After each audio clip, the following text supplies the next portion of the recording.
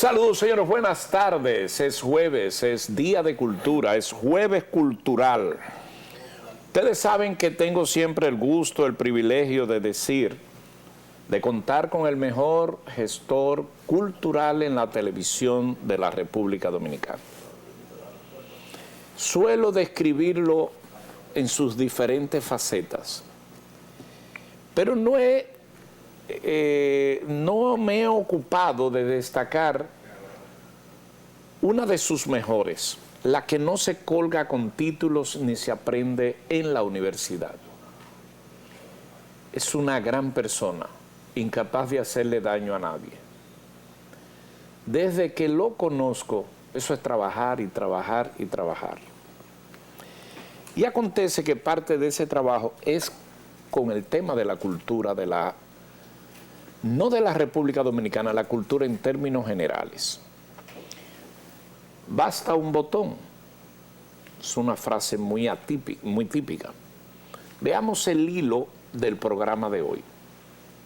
Interesante por demás. Si le hablo de hoy, le hablo de cultura, le estoy hablando del mejor gestor cultural, Gamal Michelén Estefan. Luisín, tú me produces una crisis de pudor a mí, yo soy un tipo Y tímido. lo que les dije, vean el programa de hoy, hecho ahora. ¿Y por qué el de hoy? Porque, por ejemplo, yo le voy a poner un tema de un día que es de hoy, de una fecha que coincide con la celebración de este día, que ustedes se van a dar cuenta, no soy muy específico porque este programa se puede repetir, ¿no?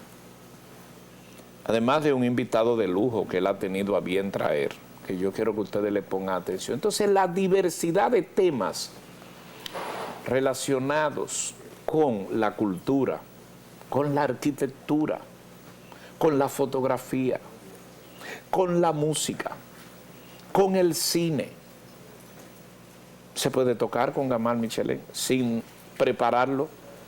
Venirse sentar de aquí, vamos a hablar de esto. Y el hombre habla. Y hasta ahora no me lo han podido corregir. Qué bueno tener un compañero como Gamal Michelén. No es de Eso lo hago yo a mi costo. No es de reportería submarina, Gamal. Eso lo hago yo a mi costo y a mi gusto. Y lo hago, Gracias. y como lo ven, lo saben los televidentes, como lo hago aquí esto. Miren, hemos ya establecido, igualmente a pedido nuestro, y de manera voluntaria, nadie me lo solicitó, ni mucho menos la ministra. Hemos establecido un boletín cultural, que se trata de las informaciones relacionadas con el ámbito del Ministerio de Cultura en el curso de la semana. Es decir, lo último que aconteció lo reportamos dentro de ese boletín para separar un poco una cosa de la otra. Es importante que conozcamos qué está haciendo el Ministerio de Cultura. Así que, señor director, cuando usted disponga, vamos a tener el boletín cultural, el órgano oficial del Ministerio de Cultura. Usted decide, director.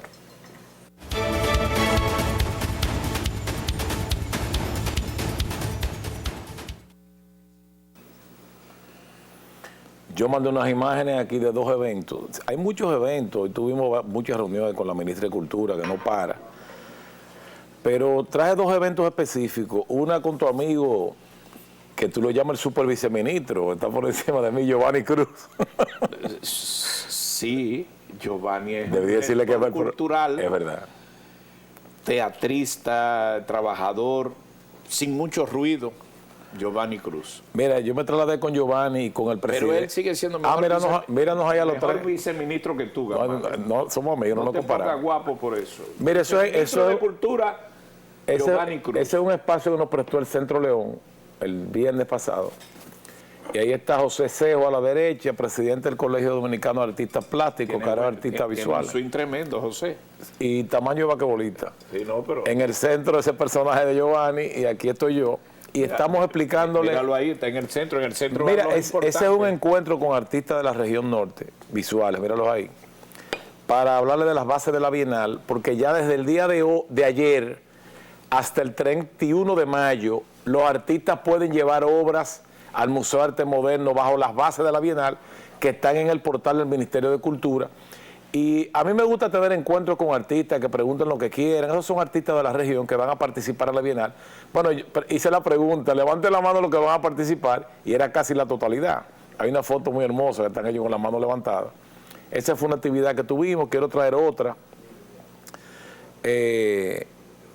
Mira, Luisín, anoche expuso Soraya Bunabá. Yo me quedé de verdad fascinado. Soraya, amiguita de mi hija Miriam, incluso una vez nos acompañó a Estambul al Congreso de Arquitectura de la UIA, porque hicimos escala en París. Miriam la llamó y yo dijo, yo quiero ir al Congreso, y se fue para allá. Mira aquí a Soraya. Esa exposición es magistral.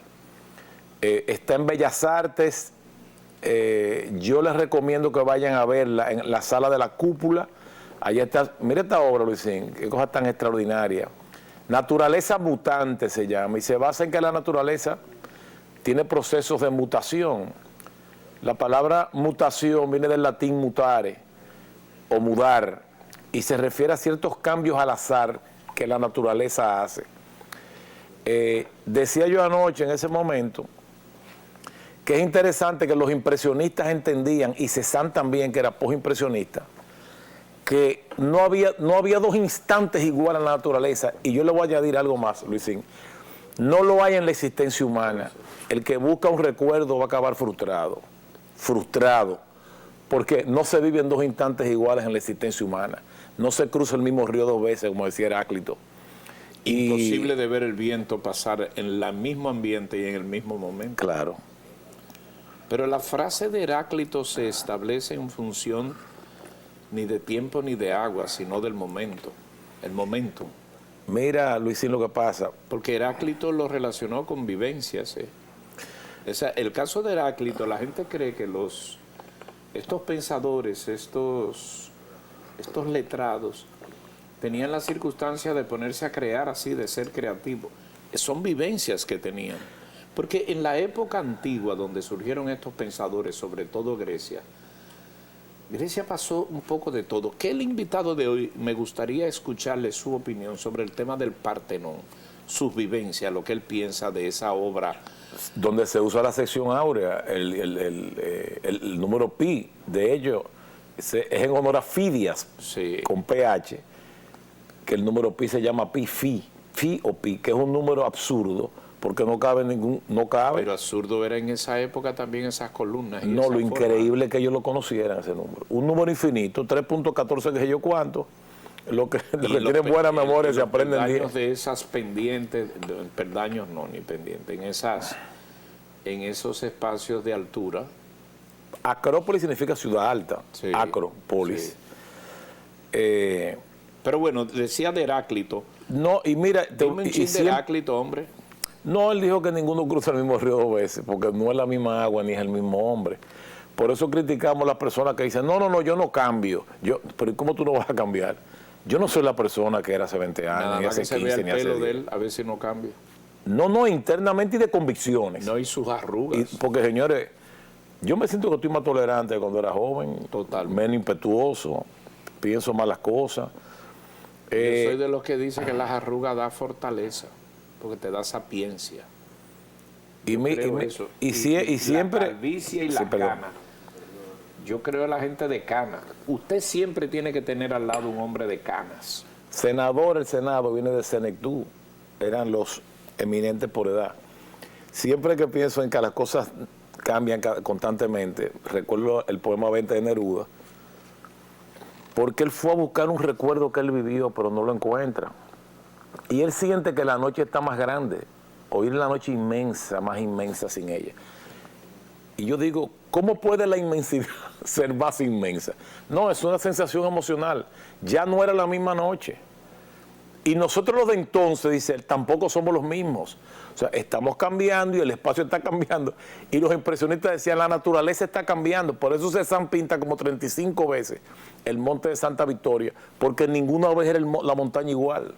Nunca era igual la montaña. Y esa obra de Cézanne, apenas lo que tú podías ver una diferencia en una esquina, uno de esos azules de Cézanne, así como medio, que eran diferentes. Había que buscar el juego de los 7 errores en alguna de esas de esos diseños de Cézanne. Ese juego interesante, te hace pensar. ¿Tú lo hacías, Gamal? Claro, Los 7 y errores. crucigrama también. No me digas. Claro. El crucigrama ayuda mucho. Sí, ayuda. Te ayuda a definir tu nivel de geografía, de historia, de rapidez. Y un robot que uno tenía cuando niño con un palito. En Vanino llegó eso. ¿Quién descubrió el océano Atlántico? Vasco Núñez de Balboa, ¡pum!, con un imán. Yo le voy a preguntar a un invitado que tenemos si jugó eso. Está bien. Nada, es un invitado fino de Gascue, de la ciudad capitalina. ¿Qué más hizo el ministerio, Gamal? Estamos en boletín de No, cultura. te digo esas dos porque siempre olvido, es que es un ajetreo lo que tengo, pedirle a comunicaciones que me haga... Sí, pero no están haciendo su trabajo, ellos saben que está la sesión. Tú sabes que a Milagro estuve con ella mucho tiempo y le digo, Milagro, porque le dije algo de Cuquito More, digo, por cierto, lo tengo de invitado hoy, si lo tuyo no lo jueves, digo, pero hoy es jueves, Milagro. Dice, hoy es miércoles. Y yo no puedo ir mañana, digo, mañana no, hoy es jueves. Ahora, ponlo para el jueves que viene y tú vas. Claro. ¿La podemos anunciar? Tengo que ver lo que ella tiene, tengo que hablar con la que maneja su agenda, porque decir que sí, ella me dice que sí, el problema es la que maneja la agenda. No, que no se meta política, que ella no es política. Que dicen todo que sí, después no hacen nada de nada. Un ministro político. Hasta mi cargo político, yo estoy por decreto del presidente. Sí, pero tú vas a los sitios que te comprometen. Bueno, así. Entonces, Y vayan a ver la exposición de Soraya, es fantástica, de verdad, me impresionó esa muchacha, cómo ha progresado, o sea, una artista, y es joven. Es algo malo, Luisín. Tú decías No. que me iba a tirar un gancho hoy, suéltalo. no, pero eso hay que de pedicultura. Tú jugaste yo no me puedo meter en el boletín de cultura. No, ya acabó esto. Entonces, que bumper y qué malo volvemos soy en para protocolo. acá, pero Gamal, ¿y qué es esto? No tengo ese orden. Boletín. Yo soy un sí. pico chato, Luisín.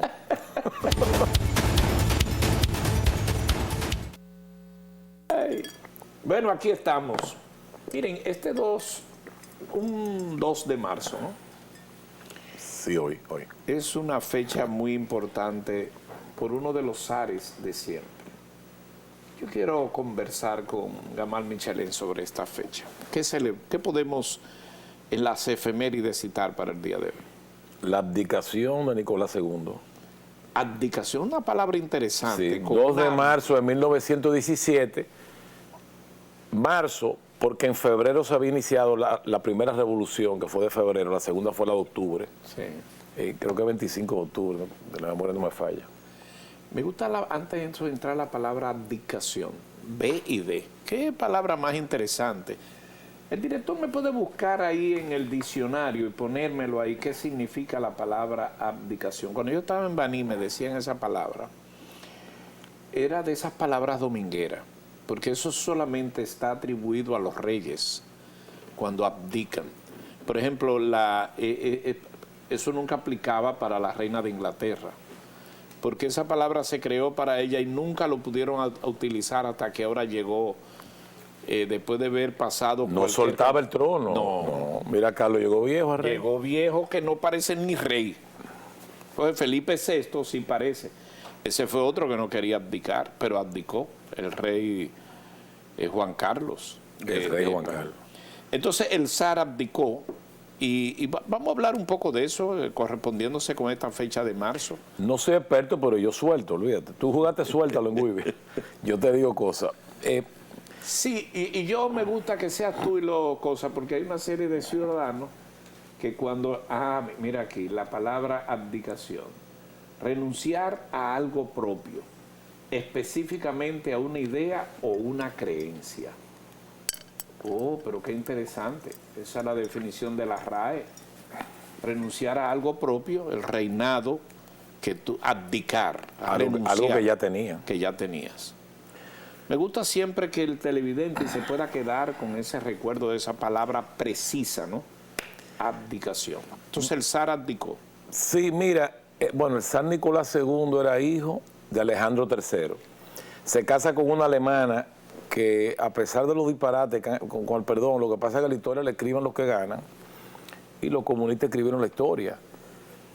Hablaban barbaridad de Alessandra. Yo creo que ellos vivieron un gran amor. Yo les recomiendo a ustedes que lean un libro, ahora estoy buscando el autor en mi mente, creo que Macié, algo así, se llama Nicolás y Alejandra. Esos zares ellos vivieron un gran amor. Alejandra llegó a cambiarse el nombre para no parecer alemana por los conflictos con el Kaiser.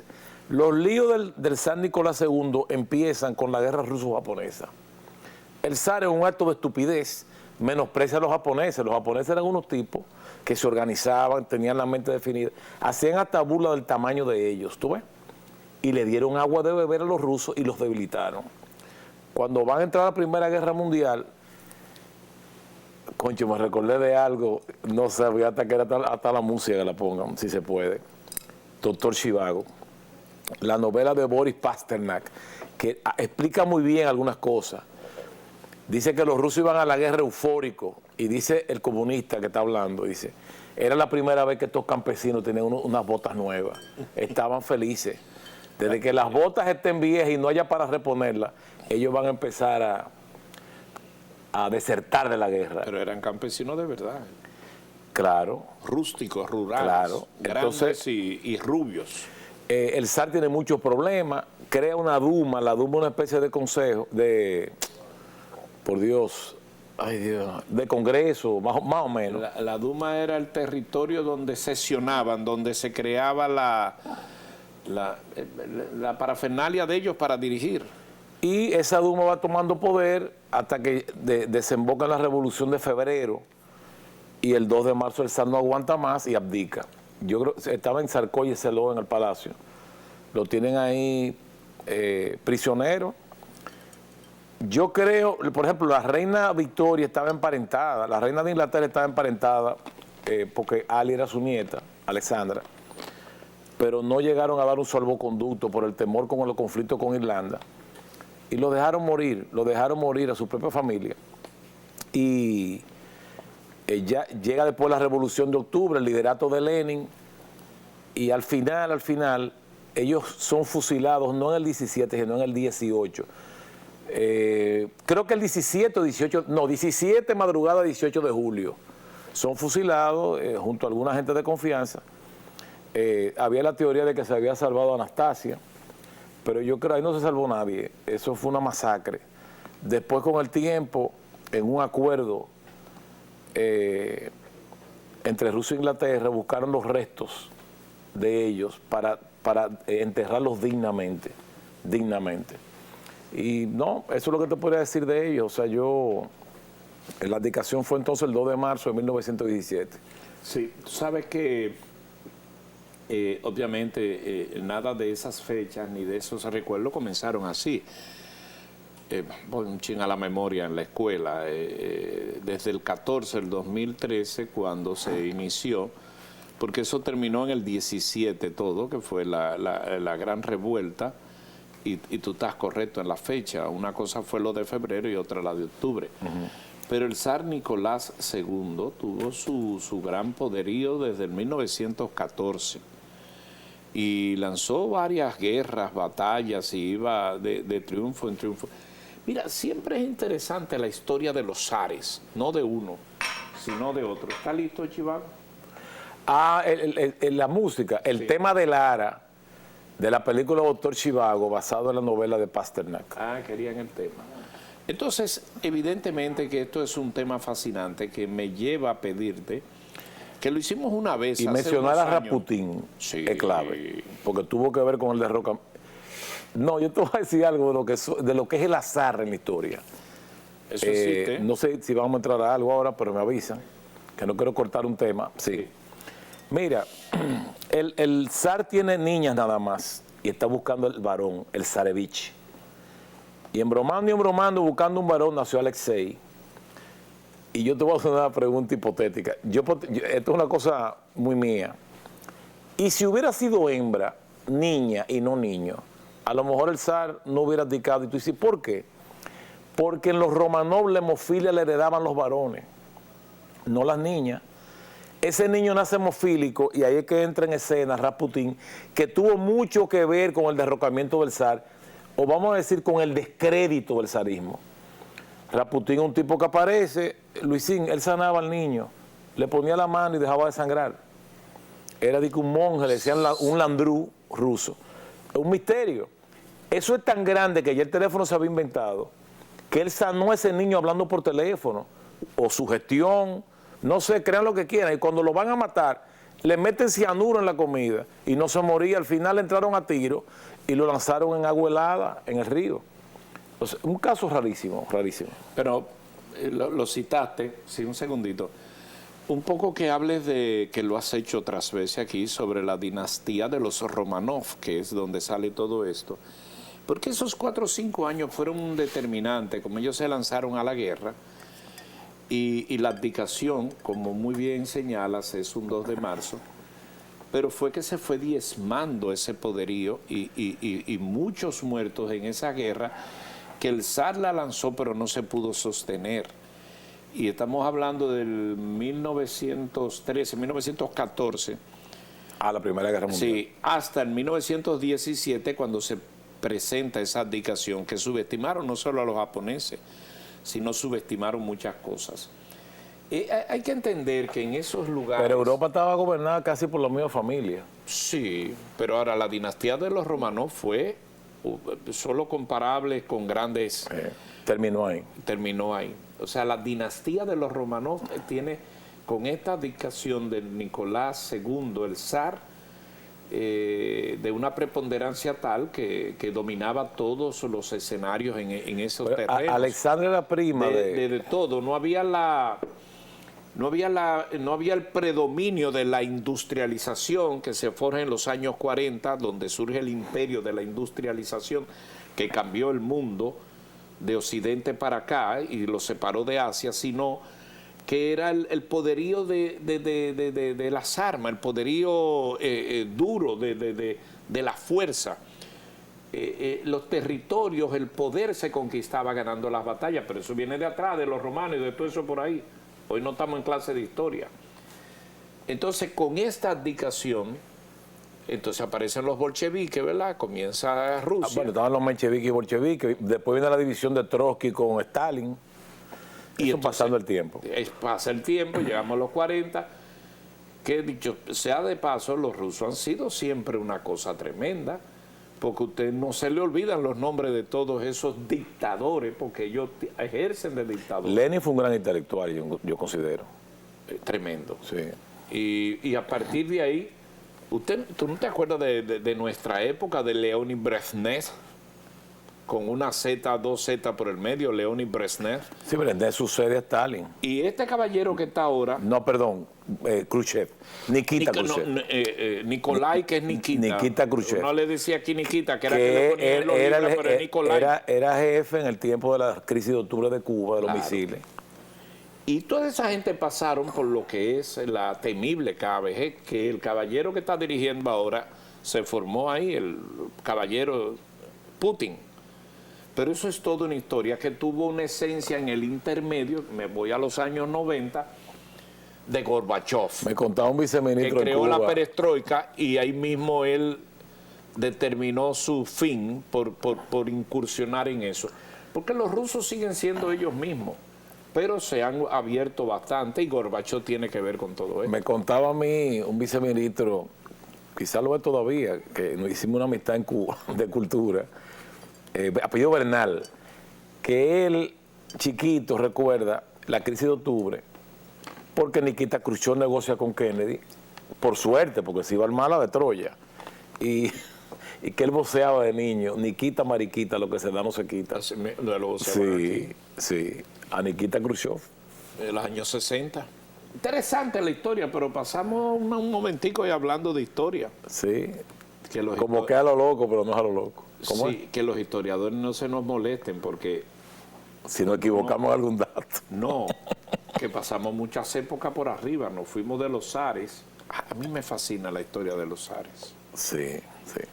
Pero solo para leerla y verla, no es que... Y Nicolás fue el último de los zares, cayó el zarismo. Que con esa dedicación terminan los Romanov, termina todo, los bolcheviques se imponen, llega la revolución del 17, sigue avanzando, los rusos siguen cogiendo territorio, la Unión de Repúblicas Socialistas Soviéticas, llegan todos esos presidentes que le he dicho, entonces luego llega un poco el marco de llegar a la perestroika con Gorbachev en nuestros tiempos, pero eran ciudadanos que dominaban 5 o 8 años con forma recia y todavía lo están con un Putin descabelladamente haciendo cosas que no se corresponden con la época, maltratando mucho a su gente, pero a veces imponiéndose en un juego de suerte que tiene la guerra sin razón. Sí. La guerra sin razón, es el ser humano matando al ser humano, es una cosa bestial. O sea, yo te lo he dicho, solo existe una raza y es la raza humana.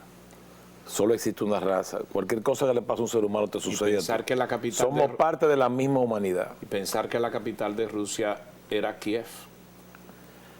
No, Kiev se funda 200 años antes que Moscú. El centro. Sí. San Petersburgo. Que la abdicación fue en San Petersburgo, que tenía otro nombre. Sí, pero Moscú se funda con el Kanato. Sí. ¿Perdón? Petrogrado. No, pero esto es más reciente. Yo hablo del siglo IX. Pero cuando estoy hablando del tema de los zares, el Petrogrado es que se formaliza después hizo Stalingrad. La abdicación Petrogrado, que por cierto, yo todavía estoy fascinado de mi visita a San Petersburgo. Lo que pasa es que Burgo suena más alemán y la guerra, el Kaiser, primo de Alejandra, la esposa del zar Nicolás II, ellos se declaran la guerra. Es más, ya se decía ya Alexandrovna, y le cambian de Petersburgo, que es Burgo ciudad, a Petrograd, o Petrogrado, que en eso tiene razón Cuquito. Pero yo estoy hablando de para atrás, antes de existir, o sea, lo que llamaban toda la Rusia, la Rus empieza en Kiev, realmente. Exacto. Es la Rus de Kiev. Y 200 años después, en el siglo XI, con la invasión mongola, es que se funda Moscú. Que no podemos perder de vista que en San Petersburgo está el Hermitage. ¿Qué es el museo más grande del mundo? No dije el principal. No dije el principal. El museo más grande del mundo. Tiene más de 2 millones de piezas. Y solo mirarlo hacia la vista se te da. Es impresionante. Sí. Lo que pasa es que el Hermitage viene de ermita porque una mujer que yo admiro mucho y la ataca mucho porque era un poquito promiscua y cosas, Catalina la Grande, Catalina meditaba, una mujer se sentaba a pensar en su soledad. Llegó a ser la coleccionista de arte más grande de su tiempo, acumulando más de 70.000 obras de los sitios más importantes de Italia, Francia. Tenía sus embajadores comprando arte. Y en una carta a Voltaire le dice, aquí estoy yo sola, contemplando estas obras de arte que solo la ven los ratones y yo. O sea, que ella, ahora el arte cobra sentido cuando el público lo ve, los humanos. Ahora esas obras están en el Hermitage. Pero en el Hermitage ya pasa de 2 millones de obras. ¿Qué tiempo tú tienes que durar para ver el Hermitage? Tú puedes mudarte allá si tú quieres. Pero en una semana... Han hecho cálculos. Sí, en una semana no se ve. No. Porque hay gente que va a los museos y van así, mira, pam, para decir que estuvieron en los museos. Eso no es ir a un museo. No, yo aconsejo que estudien el museo antes de ir, el que no ha ido la primera vez. Vayan a una exposición temporal que tenga, la temporal porque la van a quitar, y elige salas. Tú estás en el Met de Nueva York, el de arte egipcio, un espacio extraordinario. La sala Rodin, por ejemplo.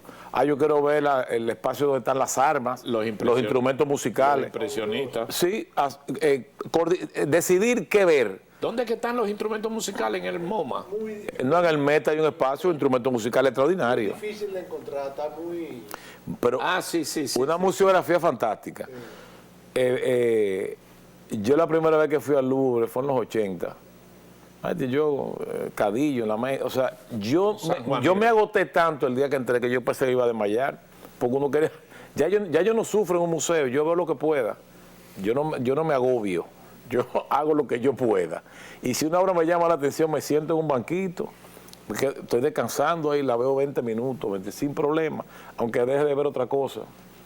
Con la esperanza de volver. Vamos entonces. Ese es el arte, esa es la forma. Y nada, una fecha como esta, el zar Nicolás II abdica, cambia el rumbo de lo que es la Rusia de Rusia, la Rusia de los zares, comienza una nueva dimensión. Esto es el poder de la cultura, esto es el poder en el poder de la tarde. Vamos a regresar casi de inmediato. Tenemos un invitado especial hoy. De lujo. Lo anunciamos ahorita. Regresamos.